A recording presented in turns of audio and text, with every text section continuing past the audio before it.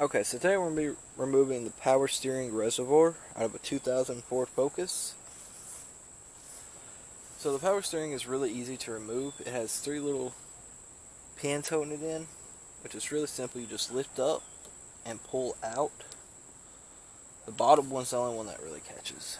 Okay, so if you have power steering in there and you fluid in there and you haven't drained it yet, best way I figured is clip these, pull them down, keep your hoses up, and when you unclip it, turn this over.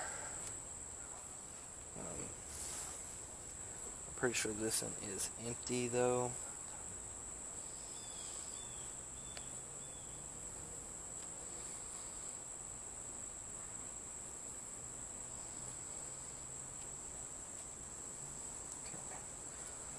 So I brought that one down, but I haven't pulled it off yet. That's because I'm going to wait till I get this other hose done. That way I can worry about holding those hoses up.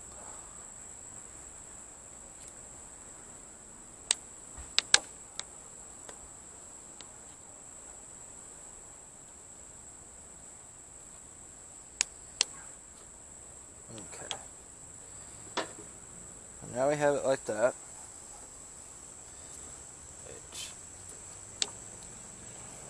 Just pull the hose.